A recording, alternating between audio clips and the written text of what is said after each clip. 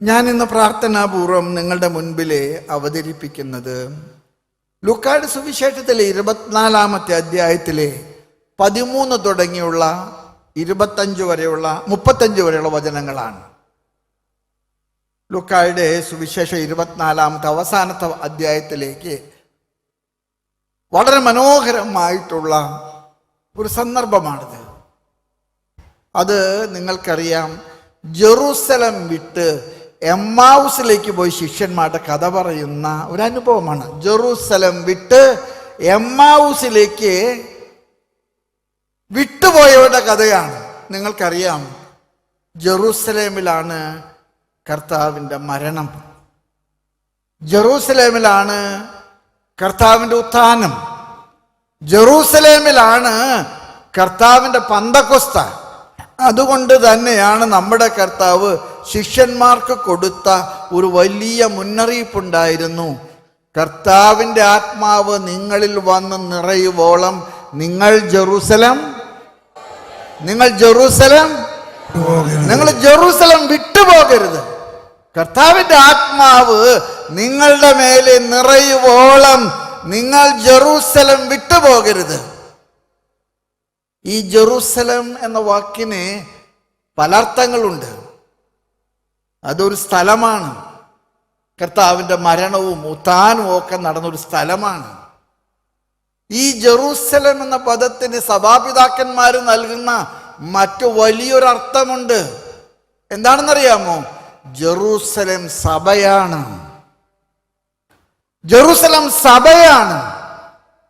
അതുകൊണ്ട് തന്നെ നിങ്ങൾ ജെറൂസലം വിട്ടുപോകരുത് എന്ന് പറയുന്നതിൻ്റെ പിറകില് ഒരു വികാരമുണ്ട്. നിങ്ങൾ സഭയോടുകൂടെ ചേർന്ന് നിൽക്കണം. നമ്മുടെ യാത്ര സഭയിലൂടെയാണ്. സഭ വിട്ട് നിങ്ങൾ പോകരുത്. സഭയുടെ കൂട്ടായ്മ, സഭയുടെ കൗദാശികമായിട്ടുള്ള ശക്തി, സഭയുടെ വിശുദ്ധന്മാരുടെ വലിയ കൂട്ടുത്തരവാദിത്തങ്ങൾ, നിങ്ങൾ ജെറൂസലം വിട്ടുപോകരുത്. പരിശുദ്ധാത്മാവിനെ സ്വീകരിക്കാൻ കർത്താവ് നമുക്ക് നൽകിയ വലിയൊരു നിർദ്ദേശമാണ്. കർത്താവിൻ്റെ ആത്മാവ് നിങ്ങളിൽ നിറയുവോളം നിങ്ങൾ ജെറൂസലം വിട്ടുപോകരുത്. ഞാൻ ചിലപ്പോഴൊക്കെ പ്രിയപ്പെട്ട സഹോദരങ്ങളോടൊക്കെ പറയാൻ ആഗ്രഹമുണ്ട്. സഭയ്ക്ക് കുറവുകളുണ്ടാകാം, സഭയ്ക്ക് പ്രതിസന്ധികളുണ്ടാകാം. പക്ഷേ കർത്താവിൻ്റെ സഭയുടെ പ്രതിസന്ധികളുടെ ഒക്കെ നടുവിലും കർത്താവ് ഇളക്കുന്ന ബെത്സൈദ കുളമാണ് തിരുസഭ. കർത്താവ് ഇളക്കുന്ന ബെത്സൈദ കുളമാണ് കർത്താവിൻ്റെ സഭ. അവിടെയാണ് കർത്താവ് സൗഖ്യം നൽകുന്നത്, അവിടെയാണ് കർത്താവ് ശക്തി നൽകുന്നത്, അവിടെയാണ് കർത്താവ് നമ്മെ പടുത്തുയർത്താൻ വിളിക്കുന്നത്. അസീസിലെ ഫ്രാൻസിസിന്റെ കർത്താവ് വിളിച്ചത് ഒറ്റ കാര്യത്തിനാണ്: നീ എൻ്റെ സഭ പുതുക്കി പണിയുക. നിന്നെ ഞാൻ വിളിക്കുന്നത് എന്തിനാണ്? എൻ്റെ സഭ പുതുക്കി പണിയാൻ. പ്രിയമുള്ളവരെ, സഭയുടെ കുറവുകൾ കാണുമ്പോൾ നിങ്ങൾ അന്താളിക്കരുത്. സഭയുടെ കുറവുകൾ കാണുമ്പോൾ ഞാനും നിങ്ങളും മനസ്സിലാക്കേണ്ട ഒരു ഓർമ്മപ്പെടുത്തലുണ്ട്. ആ കുറവുകളുള്ള സഭയെ പുതുക്കിപ്പണിയാൻ കർത്താവ് എന്നെ വിളിക്കുന്നു. കർത്താവിന് എന്നെ കൊണ്ട് ആവശ്യമുണ്ട്. ഞാൻ ചിലപ്പോഴും വിചാരിക്കാറുണ്ട്, കർത്താവിൻ്റെ ഓശാന പ്രദർശനത്തെക്കുറിച്ചുള്ള വായന നിങ്ങൾ ശ്രദ്ധിച്ചു വായിച്ചിട്ടുണ്ടോ? കർത്താവിൻ്റെ ഓശാന പ്രദർശനം ആരംഭിക്കുന്നതിന് മുമ്പ് ബെത്ഫാഗയിൽ നിന്നാണ് അത് ആരംഭിക്കുന്നത്. ജെറൂസലേമിലേക്കാണ് അത് പോകുന്നത്. കർത്താവ് ശിഷ്യന്മാരോട് പറഞ്ഞൊരു വാചകമുണ്ട്: നിങ്ങൾ മുന്നോട്ട് ചെല്ലുമ്പോൾ ഒരു വീടിൻ്റെ മുൻപിലെ ഒരു കഴുതയും ഒരു കഴുതക്കുട്ടിയും കെട്ടിയിട്ടതായിട്ട് നിങ്ങൾ കാണും. നമുക്ക് ഓർമ്മയുണ്ടെന്ന് വിചാരിക്കുന്നു. നിങ്ങൾ ആ കഴുതയും കഴുതക്കുട്ടിയും സൂക്ഷിച്ചു നോക്കിയാൽ ഒരു കാര്യം മനസ്സിലാകും: ഇന്ന് വരെ ആരും അതിൻ്റെ മുകളിൽ കയറിയിട്ടില്ല. നിങ്ങൾ അതിനെ അഴിക്കുക. അതിൻ്റെ ഉടമസ്ഥൻ വന്ന് തർക്കിച്ചാൽ നിങ്ങൾ പറയേണ്ട മറുപടി കർത്താവ് പറഞ്ഞു. എന്താ മറുപടി? ഒന്നുറക്കെ പറഞ്ഞ്. കർത്താവിന് അതിനെ കൊണ്ട് ആവശ്യമുണ്ട്. എൻ്റെ പ്രിയപ്പെട്ട മക്കളെ, കർത്താവിന് നിങ്ങളെ കൊണ്ട് ആവശ്യമുണ്ട്. നിങ്ങൾ അഴിക്കപ്പെടണം. കർത്താവിന്റെ ഓശാന നിങ്ങളുടെ മേലും എൻ്റെ മേലും കയറിയിരുന്നിട്ടാണ്. കർത്താവിനെ വഹിക്കാൻ കർത്താവ് ആഗ്രഹിക്കുന്നിടത്ത് കർത്താവിനെ കൊണ്ടുപോകാൻ എന്നെയും നിങ്ങളെയും കർത്താവിന് ആവശ്യമുണ്ട്. എമ്മാവുസിലേക്ക് പോയ ശിഷ്യന്മാരുടെ കഥയിലെ നിങ്ങൾ ഇങ്ങനെയാണ് വായിക്കുന്നത്. അവർ ജെറൂസലേമിൽ നിന്ന് എമ്മാവുസിലേക്ക് യാത്ര പുറപ്പെട്ടു. പേടിച്ചു പോയതാണ്. ജെറൂസലേമിൽ വടി വെട്ടാൻ പോയിട്ടുള്ളൂ, അടി തുടങ്ങാൻ പോണുള്ളൂ, അതുകൊണ്ട് വിട്ടവരാണ്. കർത്താവ് ഉയർത്തെന്ന് കേട്ടപ്പോ യഹൂദന്മാരുടെ വാശിമൂത്തു. മരിച്ചവൻ ഉയർത്ത് വരാതിരിക്കാൻ അവർക്ക് മനസ്സിൽ സന്ദേഹം തോന്നിയത് കൊണ്ട് വലിയ കല്ല് ഉരുട്ടി അവനിനി പുറത്ത് കടക്കാതിരിക്കാൻ ഭീമമായ ഒരു കല്ല് ഉരുട്ടി വെച്ചു. എന്നിട്ട് രണ്ട് പട്ടാളക്കാരെ കാവലേർപ്പെടുത്തി. പുലർച്ചെയായപ്പോഴേ കല്ല് ഉരുട്ടി മാറ്റപ്പെടുകയും കർത്താവ് പുറത്തു വരികയും അവര് പട്ടാളക്കാർക്ക് പണം കൊടുത്തിട്ട് പറഞ്ഞ് അവന്റെ കല്ല് ഉരുട്ടി മാറ്റിയതാണ്. അവന്റെ മൃതശരീരം ഇതിൻ്റെ അകത്തു നിന്ന് അവന്റെ ശിഷ്യന്മാരെ കട്ടുകൊണ്ടുപോയതാണ്. അവൻ ഉത്ഥാനം ചെയ്തിട്ടില്ല. കർത്താവിന്റെ ഉത്ഥാനമാണ് സഭയുടെ വിജയത്തിന്റെ കൊടി. കർത്താവിന്റെ ഉത്ഥാനമാണ്. കർത്താവിന്റെ ഉത്ഥാനം. ഞാനിത് പറയുന്നത് ഒരൊറ്റ കാര്യം. എന്നൊക്കെയാണോ സഭ പീഡിപ്പിക്കപ്പെടുന്നത്, എന്നൊക്കെയാണോ നമ്മുടെ കുഴിമാടത്തിൽ കല്ല് വെച്ചടയ്ക്കുന്നത്, അന്നൊക്കെ നിങ്ങൾ ഓർക്കണം, കർത്താവ് കല്ല് ഉരുട്ടി മാറ്റുന്നവനാണ്. കർത്താവ് കല്ല് ഉരുട്ടി മാറ്റുന്നവനാണ്. കർത്താവ് ഉത്ഥാനത്തിന്റെ രാജനാണ്, ഉത്ഥാനത്തിന്റെ നാഥനാണ്. ഈ ജെറൂസലേമിൽ നിന്ന് എമ്മാവുസിലേക്ക് പോയ ശിഷ്യന്മാരെ പേടിച്ചിട്ട് വിട്ടവരാണ്. ഇവിടെ കുഴപ്പമുണ്ടാകാൻ പോകാണ്. അവൻ ഉത്ഥാനം ചെയ്തെന്ന് കേട്ടുന്നു. യഹൂദന്മാരുടെ ശത്രുത വർദ്ധിച്ചിരിക്കുകയാണ്. കർത്താവ് അവരുടെ കൂട്ടത്തിൽ അപരിചിതനായി, സഹയാത്രികനായി. ഇത്ര മനോഹരമായിട്ടുള്ളൊരു നിമിഷമാണ്. കർത്താവ് അവരുടെ കൂട്ടത്തിൽ സഹയാത്രികനായി. കർത്താവ് അവരോട് സംസാരിച്ചു. അവര് കർത്താവിനോട് തർക്കിച്ചെന്നാ പറയുന്നത്. അത് കർത്താവാണെന്ന് അവർക്ക് മനസ്സിലായിട്ടല്ല. കർത്താവിനോട് അവർ തർക്കിച്ചെന്നാ പറയുന്നത്. കർത്താവിനോട് ശക്തമായിട്ട് അവർ തർക്കിച്ചു. ഞങ്ങളും വിശ്വസിച്ചു അവൻ അത്ഭുതങ്ങൾ ചെയ്തപ്പോ അവൻ രക്ഷകനാണെന്ന്. പക്ഷെ അവന്റെ പണി കഴിഞ്ഞ വെള്ളിയാഴ്ച തീർന്നു. ഞങ്ങള് ജെറൂസലേം വിട്ടുപോകുന്നത് ഇപ്പോ കുറെ സ്ത്രീകൾ വന്ന് പറയാൻ തുടങ്ങിയിട്ടുണ്ട്, അവൻ കല്ലറയിൽ നിന്ന് പുറത്തു വന്നത്. കല്ലറ തുറന്നിട്ടുള്ളതാണ്, പക്ഷെ അവൻ ആരും കണ്ടിട്ടില്ല. അവൻ പുറത്തു വന്നിട്ടുണ്ടെങ്കിൽ യഹൂദന്മാർ അവനെ കശക്കിക്കളയും. അവിടെ വടി വെട്ടാൻ പോയിട്ടുള്ളൂ, അടി പൊട്ടാൻ പോണുള്ളൂ. ഞങ്ങൾ വിട്ടുപോകുന്നവരാണ്. കർത്താവ് അവരുടെ കൂടെ ഒരു കാര്യം എനിക്ക് ഉറപ്പാണ്. എന്നൊക്കെയാണോ സഭയ്ക്ക് പ്രതിസന്ധികളുള്ളത്, എന്നൊക്കെയാണോ സഭ വലിയ പ്രതിസന്ധികളിലൂടെ കടന്നു പോകുന്നത്, വഴിമുട്ടിയിട്ടുണ്ടെന്നൊക്കെ, അന്നൊക്കെ നമ്മുടെ കൂടെ ആര് സഹയാത്രികനാണ്? കർത്താവ് സഹയാത്രികനാണ്. കർത്താവ് സഹയാത്രികനാണ്. കർത്താവ് നമ്മെ ഉത്ഥാനത്തിലേക്ക് വിളിക്കുന്നു. കർത്താവിന്റെ ഉത്ഥാനം ആഘോഷിക്കാൻ നമ്മളെ വിളിക്കുന്നു. ഈ എമ്മാവുസിലേക്ക് പോയി ശിഷ്യന്മാര് ഒരാളുടെ പേര് നിങ്ങൾക്കൊന്ന് ഓർമ്മപ്പെടുത്തി പറയാമോ? ഒരാളുടെ പേര് അവിടെ പറയുന്നു. രണ്ടുപേരായിരുന്നു.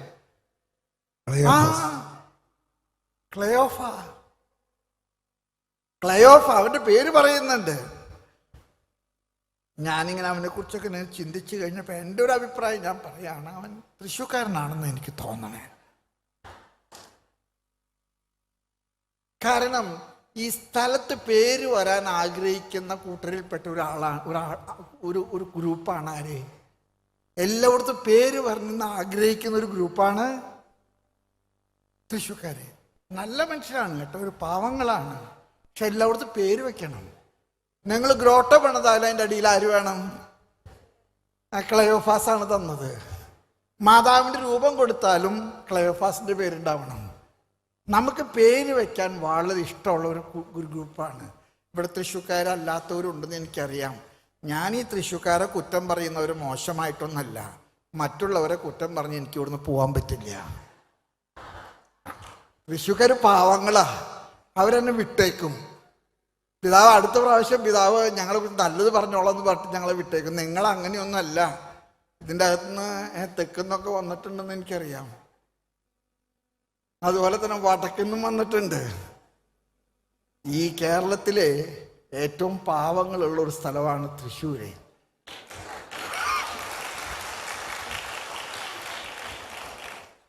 ഈ കൈയടിച്ചവര് മാത്രം തൃശ്ശൂർക്കാരുള്ളൂ ഇപ്പം എനിക്ക് മനസ്സിലായി.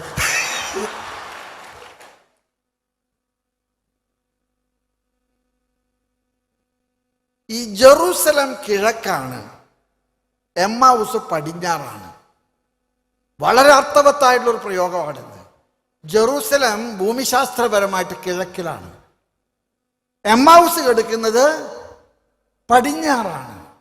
അതുകൊണ്ട് ഈ രണ്ട് ശിഷ്യന്മാരുടെ യാത്ര ഉദയത്തിൽ നിന്ന് അസ്തമനത്തിലേക്കാണ്. ഉദയത്തിൽ നിന്ന് അസ്തമനത്തിലേക്കാണ് അവരുടെ യാത്ര. പക്ഷേ ഒരു അപരിചിതൻ അവരുടെ കൂട്ടത്തിൽ കൂടി. ആ അപരിചിതൻ അവരോട് സംസാരിച്ചു. ആ അപരിചിതൻ അവരോട് തർക്കിച്ചു. ഇവിടെ ചില പ്രയോഗങ്ങളൊക്കെ എനിക്ക് വളരെ ഇഷ്ടപ്പെട്ടു. അവരുടെ കണ്ണുകൾ മൂടപ്പെട്ടിരുന്നു. പരസ്പരം ആരാണെന്ന് തിരിച്ചറിയാൻ പറ്റാത്ത വിധത്തിലെ കണ്ണുകൾ മൂടപ്പെട്ടിരുന്നു. കാഴ്ച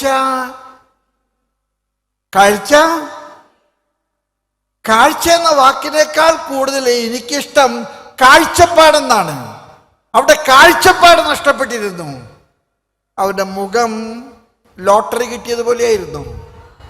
അവരുടെ മുഖം മ്ലാനവദനരായിരുന്നു. അവർ പ്രത്യാശ നഷ്ടപ്പെട്ടവരായിരുന്നു. യേശു അവരെ തിരിച്ചു പിടിച്ചു. യേശു അവരുടെ കൂട്ടത്തിൽ നടന്നു. എന്നിട്ട് സന്ധ്യയായപ്പോഴ് അവര് പറഞ്ഞു, ഇനി മുന്നോട്ട് പോകാൻ സാധിക്കില്ല, വെളിച്ചമില്ല, നമുക്ക് സത്രത്തിലേക്ക് മടങ്ങാം. സഹയാത്രികൻ അവർ നിർബന്ധിച്ചു. സഹയാത്രികൻ അവരുടെ കൂട്ടത്തിൽ സത്രത്തിൽ പ്രവേശിച്ചു. അവർ സത്രത്തിലായിരിക്കുമ്പോൾ സഹയാത്രികനും അവരും കൂടെ ചേർന്ന് അപ്പമെടുത്തുയർത്തി വാഴ്ത്തി. ഇത്ര മനോഹരമായിട്ടുള്ളൊരു പ്രയോഗമാണ്. അപ്പമെടുത്തുയർത്തി വാഴ്ത്തി. അത് മുറിച്ചപ്പോൾ അവിടെ കണ്ണുകൾ തുറക്കപ്പെട്ടു. അത് കർത്താവാണെന്ന് അവർ തിരിച്ചറിഞ്ഞു. പക്ഷേ ആ സമയം കർത്താവ് അവരുടെ ഇടയിൽ നിന്ന് മറഞ്ഞുപോയി. ഞാൻ എന്നും നിങ്ങളോട് പറയാൻ ആഗ്രഹിക്കുന്ന ഒരു കാര്യമുണ്ട്.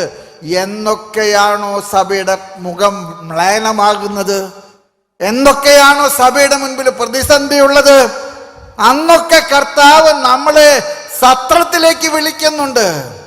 സത്രം എന്ന് പറയുന്നത് കർത്താവിൻ്റെ കൂടാരമാണ്, കർത്താവിൻ്റെ ദേവാലയമാണ്. കർത്താവിൻ്റെ കൂടെ വസിക്കാനുള്ള നമുക്കുള്ള ക്ഷണക്കത്താണ് കർത്താവ് നൽകുന്നത്. കർത്താവ് കൂടാരത്തിലേക്ക് വിളിക്കുന്നത് വിശുദ്ധ കുർബാനയിലേക്കാണ്. അപ്പം മുറിക്കുക എന്ന വാക്കിന്റെ അർത്ഥം എന്താണ്? വിശുദ്ധ കുർബാനയാണ്. അപ്പം മുറിക്കാൻ കർത്താവ് വിളിക്കുന്നുണ്ടെങ്കിൽ ഉറപ്പാണ് ആ മുറിക്കപ്പെടുന്ന അപ്പത്തിൽ കർത്താവുണ്ട്. മുറിക്കപ്പെടുന്ന അപ്പത്തിൽ കർത്താവുണ്ടെങ്കിൽ ഒരു കാര്യം ഉറപ്പാണ്, നമ്മുടെ കണ്ണുകൾ തുറക്കപ്പെടും. അപ്പം ഭക്ഷിച്ച് അവർ പിന്നെ എമ്മാവുസിലേക്ക് അല്ല മടങ്ങിയത്. അവർ മടങ്ങിയത് ജെറൂസലേമിലേക്കാണ്. അവർ പോയി കൂട്ടുചേർന്നത് എവിടേക്കാണ്? സഹിയോനൂട്ടുശാലയിലെ പരിശുദ്ധ അമ്മയുടെ കൂടെ പ്രാർത്ഥനാ നിർഭരരായി കർത്താവിൻ്റെ വാക്കുകളിൽ വിശ്വസിച്ച് കർത്താവിൻ്റെ ആത്മാവ് അത്തുന്നതിൻ്റെ ശക്തി വരുമെന്ന് പ്രതീക്ഷിച്ച് പ്രാർത്ഥിച്ചു കൊണ്ടിരിക്കുന്ന സ്ലീഹന്മാരുടെ കൂട്ടായ്മയിലേക്കാണ് അവർ മടങ്ങിയത്. ഞാനിതെല്ലാം പറയുന്നത് നിങ്ങൾക്കറിയാം, സഭ കടന്നു പോകുന്ന പ്രതിസന്ധികളിലൊക്കെ തന്നെ കർത്താവ് നമ്മെ വിളിക്കുന്നത് പന്തക്കുസ്തായിലേക്കാണ്. കർത്താവിൻ്റെ ആത്മാവിലേക്ക് നമ്മെ വിളിക്കുന്നു. കർത്താവിൻ്റെ ആത്മാവ് നഷ്ടപ്പെടുന്നതാണ് വഴിവിട്ട് പോകാൻ എനിക്കും നിങ്ങൾക്ക് പ്രലോഭനമാകുന്നത്. നമുക്ക് കർത്താവിലേക്ക് മടങ്ങണം, കർത്താവിൻ്റെ സഭയിലേക്ക് മടങ്ങണം, കർത്താവിൻ്റെ കൗദാശികമായ മുറിക്കപ്പെടലിൻ്റെ വലിയ അടയാളമായ പരിശുദ്ധ കുർബാനയിലേക്ക് നമുക്ക് മടങ്ങണം. ആ മടങ്ങലാണ് സഭയുടെ ഒന്നിപ്പിൻ്റെ ഏറ്റവും വലിയ അടയാളം. അവർ അപ്പമെടുത്ത് മുറിച്ചപ്പോൾ അവരുടെ കണ്ണുകൾ തുറന്നു, മൂടപ്പെട്ട കണ്ണുകൾ തുറന്നു. അവർക്ക് കാഴ്ച കിട്ടി. വദനരായിരുന്ന അവർക്ക് പ്രത്യാശയുടെ നിറവ് ലഭിച്ചു. യേശുവിലെ പ്രത്യാശ ലഭിച്ച ഒരു സഭ. എന്നൊക്കെ പ്രതിസന്ധികളുണ്ടോ, എന്നൊക്കെ പ്രതിസന്ധികളുടെ നടുവിലാണോ, എന്നൊക്കെ കാറ്റും കോളും സഭയെ ഇളക്കി മറിക്കുന്നുണ്ടോ? ഞാൻ ചിലപ്പോഴൊക്കെ വിചാരിക്കാറുണ്ട്, ഈ പത്രോസിന് പറ്റിയ ഒരു മണ്ടത്തരം സുവിശേഷത്തിൽ രേഖപ്പെടുത്തിയിട്ടുണ്ട്. പത്രോസ് നൗക നയിക്കുന്ന സമയത്ത് കർത്താവ് തോണിയുടെ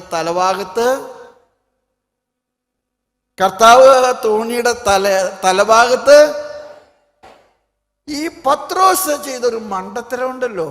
മെത്രാന്മാരും കർത്താവിൻ്റെ ശിഷ്യന്മാരായിട്ടുള്ള വൈദികരും സന്യസ്തരൊക്കെ ഇന്ന് ചെയ്തുകൊണ്ടിരിക്കുന്ന ഒരു മണ്ടത്തരം അത് തന്നെയാണ്. പത്രോസ് എന്താ ചെയ്തെന്നറിയാമോ? കർത്താവോടെ കിടന്നുറങ്ങുന്നുണ്ട്. പക്ഷെ പത്രോസ് പഠിച്ച പണി, പത്രോസിന് ഒരു ധാരണയുണ്ട്, ഇവൻ തച്ചൻ്റെ മോനാണ്, കടലും വെള്ളവും ഒന്നും ഇവനെ അറിയാൻ പാടില്ല. അതുകൊണ്ട് പത്രോസ് പഠിച്ച പണി 18 നോക്കിയിട്ട് നൗക നിയന്ത്രിക്കാൻ പറ്റാതെ വന്നു. അപ്പോഴാണ് പത്രോസിന് ഒരു കാര്യം മനസ്സിലായത്, ഇത് കള്ളത്തരമാണ്, ഇവൻ കിടന്നുറങ്ങുകയല്ല, ഇവൻ പരീക്ഷിക്കുകയാണെന്ന്. അപ്പോഴാണ് പത്രോസിന് മനസ്സിലായത്. പത്രോസ് വിളിച്ച് കരഞ്ഞു പറഞ്ഞു, കർത്താവേ ഞങ്ങൾ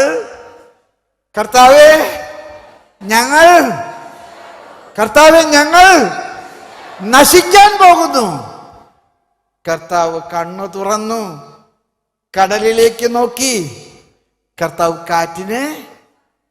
കാറ്റിനെ പ്രിയമുള്ളവരെ, സഭ കടന്നു പോകുന്ന പ്രതിസന്ധികളിലെ എനിക്കും നിങ്ങൾക്കും ചെയ്യാൻ ഒറ്റ ദൗത്യമേ ഉള്ളൂ, കരങ്ങൾ ഉയർത്തുക, കർത്താവിനെ വിളിക്കുക. നമുക്ക് വിളിക്കാം. Hallelujah, hallelujah. കർത്താവേ വരേണമേ, കാറ്റിനെ ശാന്തമാക്കണേ, കടലിനെ നിയന്ത്രിക്കണമേ.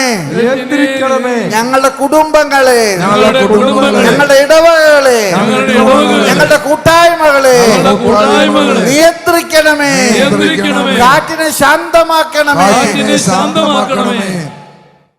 പ്രിയമുള്ളവരെ, കാറ്റ്, കടല്, ഇതൊക്കെ ഞാനും നിങ്ങളും നിയന്ത്രിക്കാൻ നോക്കിയാൽ നടക്കില്ല. കർത്താവിനെ വിളിച്ചുണർത്തണം. എല്ലാ പ്രതിസന്ധികളും കർത്താവിനെ വിളിച്ചുണർത്താനുള്ള വലിയൊരു അവസരമാണ്. കർത്താവിനെ വിളിച്ചുണർത്തുക. കർത്താവ് എല്ലാം ശാന്തമാക്കും. എമ്മാവുസിലേക്ക് പോയ ശിഷ്യന്മാരെ സന്ധ്യയായപ്പോൾ പറഞ്ഞു, ഇനി വെളിച്ചം ഉണ്ടാകില്ല, നമുക്ക് മുന്നോട്ട് പോകാൻ പറ്റില്ല, നമുക്ക് സത്രത്തിലേക്ക് പോകാം. ഈ സത്രം വളരെ അർത്ഥവത്തായിട്ടുള്ളൊരു പ്രയോഗമാണ്. സത്രം സഭയാണ്. നമുക്ക് സഭയിലേക്ക് പോകാം. അവർ അത്താഴത്തിന് ഒന്നിച്ചിരുന്നപ്പോൾ അവൻ അപ്പമെടുത്ത് വാഴ്ത്തി മുറിച്ചു. അവിടെ കണ്ണുകൾ തുറക്കപ്പെട്ടു. അവിടെ കണ്ണുകൾ തുറക്കപ്പെട്ടു. അവർക്ക് മനസ്സിലായി കർത്താവാണെന്ന്. അവരുടനെ തന്നെ കർത്താവിൻ്റെ കരം പിടിക്കാൻ നോക്കി. കർത്താവ് അപ്രത്യക്ഷനായി. കർത്താവ് കരം നമുക്ക് നൽകുന്നത് കൂദാശകളിലൂടെയാണ്. കുമ്പസാരവും കുർബാനയും വിവാഹവും മാമോദീസായും സ്ഥൈര്യലേപനങ്ങളും രോഗീലേപനങ്ങളും എല്ലാ കൂദാശകളും കർത്താവിൻ്റെ കരം നമുക്ക് നൽകുന്നതാണ്. കർത്താവിൻ്റെ കരം പിടിക്കാൻ നമ്മൾ തയ്യാറാകണം. അവർക്ക് അപ്പം മുറിച്ചപ്പോൾ സംഭവിച്ച അത്ഭുതം, അവിടെ കണ്ണുകൾ തുറക്കപ്പെട്ടു. അവിടെ കണ്ണുകൾ തുറക്കപ്പെട്ടു എന്ന അതേ നിമിഷത്തിൽ പറയുന്നൊരു കാര്യമുണ്ട്. കർത്താവ് അവരിൽ നിന്ന്, കർത്താവിൻ്റെ സഭയിലാണ് കർത്താവ്. കൗദാശികമായിട്ടുള്ള എല്ലാ അനുഷ്ഠാനങ്ങളിലും കർത്താവിൻ്റെ സാന്നിധ്യമുണ്ടെന്ന് നിങ്ങൾ തിരിച്ചറിയുക. പ്രിയമുള്ളവരെ, ജെറൂസലേമിലേക്ക് മടങ്ങിയ അവരെ പന്തക്കുസ്തായുടെ അംഗങ്ങളായി. അവര് എമ്മാവൂസിലേക്ക് പോയിരുന്നുവെങ്കിൽ അവർ പന്തക്കുസ്തായിൽ പങ്കെടുക്കുമായിരുന്നു. കർത്താവ് ചിലപ്പോൾ മടക്കം തിരിച്ചു വിളിക്കും. നമ്മൾ തിരിച്ചു വിളിക്കുന്നത് പന്തക്കുസ്തായിലേക്കാണ്. ഈ പന്തക്കുസ്തായുടെ അനുഭവത്തിലേക്ക് തിരിച്ചു വരാൻ പ്രിയമുള്ളവരെ നമുക്ക് കഴിയട്ടെ. പ്രതിസന്ധികളുണ്ട്, ബുദ്ധിമുട്ടുകളുണ്ട്. എത്ര നീന്തിയാലും കരകാണാത്ത വിധത്തിലെ കടൽ വിശാലവും ആഴവുമാണ്. പക്ഷെ മറക്കരുത്, കർത്താവ് കൂടെയുള്ളിടത്തോളം കാലം നിന്റെ യാത്ര സുഗമമായിരിക്കും, നിന്റെ യാത്ര ലക്ഷ്യത്തിലെത്തും. ഞാൻ ഈ പ്രതിസന്ധികളുടെ ഒക്കെ നടുവിലെ കർത്താവിനോട് ഒറ്റ കാര്യം മാത്രമേ ചോദിക്കുന്നുള്ളൂ, കർത്താവെ കൂടെ ഉണ്ടാകണേ. നാദാ, ഒന്നുറക്കം പറഞ്ഞേ. ഇത്ര മനോഹരമായിട്ടുള്ളൊരു പ്രയോഗമാണത്. നാദാ കൂടെ വസിക്കണേ, നാദാ കൂടെ വരേണമേ, നാദാ കൂടെ ഉണ്ടാകണമേ. എല്ലാ പ്രതിസന്ധികളും നമുക്ക് കഴിയും. പ്രിയമുള്ളവരെ, ഞാൻ നിങ്ങളോടൊക്കെ പറയാൻ ആഗ്രഹിക്കുന്ന ഒരു വലിയ കാര്യം ഇത്രയേ ഉള്ളൂ. കർത്താവ് ശിഷ്യന്മാരെ വിളിച്ച ഒരു വലിയ പ്രയോഗമുണ്ട്. അത് എനിക്ക് തോന്നുന്നു നമ്മളെയും കർത്താവ് നോക്കി ബോഷന്മാരെ. എന്താ പറഞ്ഞേ? നിങ്ങൾ എന്നെ നോക്കിയല്ല വിളിക്കണ്ട, നിങ്ങളെ നോക്കിയാ വിളിക്കണ്ടേ. കർത്താവ് എന്താ വിളിച്ചത്? ഭോഷന്മാരെ. നമ്മൾ പലപ്പോഴും പ്രതിസന്ധികൾ കാണുമ്പോൾ നമ്മളാൽ ഇതൊക്കെ നിയന്ത്രിക്കാൻ പറ്റുമെന്ന് കർത്താവ് അതുകൊണ്ട് പറഞ്ഞു, എൻ്റെ പൊന്നു ഭോഷന്മാരെ, നിങ്ങൾക്ക് സാധിക്കാത്തത് കർത്താവിനെ ഏൽപ്പിക്കുക. നിങ്ങൾ കർത്താവിനെ ഏൽപ്പിക്കുക. ഭോഷന്മാരെ. അടുത്ത വാചകം എന്താണെന്നറിയാമോ? ഇതെല്ലാം അവൻ സഹിക്കേണ്ടിയിരുന്നുവെന്ന്